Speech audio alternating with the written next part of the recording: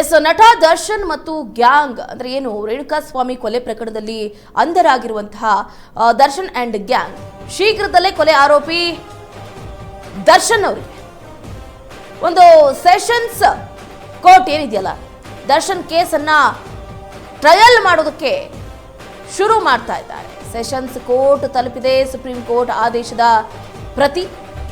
Supreme court ಆದೇಶದ ಪ್ರತಿಯನ್ನ ಸಲ್ಲಿಸಿದ್ದಾರೆ ವಕೀಲರು. ಸೆಷನ್ಸ್ ಕೋರ್ಟ್ ದರ್ಶನ್ ಪರ ವಕೀಲರಿಂದ ಪ್ರತಿಯನ್ನ ಸಲ್ಲಿಕೆ ಮಾಡಲಾಗಿದೆ. ಕಳೆದ ಸೋಮವಾರವೇ ಆದೇಶ ಪ್ರತಿ ಸಲ್ಲಿಸಿದ್ರು ವಕೀಲರು. ಬಟ್ ಈ ಬಗ್ಗೆ ಸೋಮವಾರ ವಿಚಾರಣೆಯನ್ನ ನಡೆಸಲಿದೆ ಕೋರ್ಟ್. ಇವತ್ತು ಸ್ಯಾಟರ್ಡೆ ಸಂಡೇ ಆಗ್ತಾ ಇರೋದ್ರಿಂದ ಸೋಮವಾರ ವಿಚಾರಣೆಯನ್ನ ನಡೆಸುತ್ತೆ.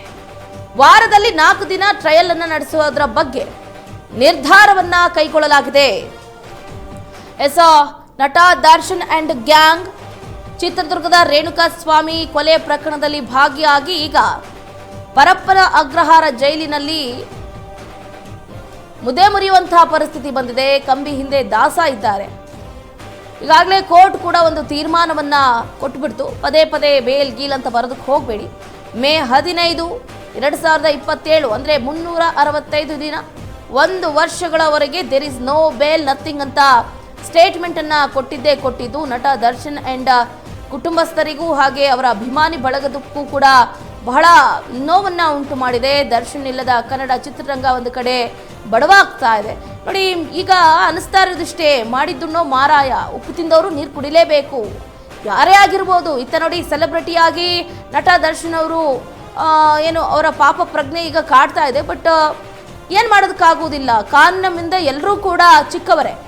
ನಟ ದರ್ಶನ್ ಅವ್ರಿಗೆ ಇಂತಹ ಪರಿಸ್ಥಿತಿ ಆದರೆ ಅತ್ತ ಮಾಜಿ ಪ್ರಧಾನಿ ಎಚ್ ಡಿ ದೇವೇಗೌಡರ ಮೊಮ್ಮಗ ಪ್ರಜ್ವಲ್ ರೇವಣ್ಣ ಅವರು ಕೂಡ ಸೆರೆವಾಸದಲ್ಲಿದ್ದಾರೆ. ಅವರು ಕೂಡ ದೊಡ್ಡ ಘನಘೋರ ಪಾಪವನ್ನ ಮಾಡುವುದರ ಮುಖಾಂತರ ಈಗ ನೋಡಿ, ಯಾವ ರಾಜಕಾರಣಿ ಆದರೂ ಕೂಡ ಡೋಂಟ್ ಕೇರ್, ಯಾವ ಸೆಲೆಬ್ರಿಟಿ ಆದರೂ ಕೂಡ ಡೋಂಟ್ ಕೇರ್.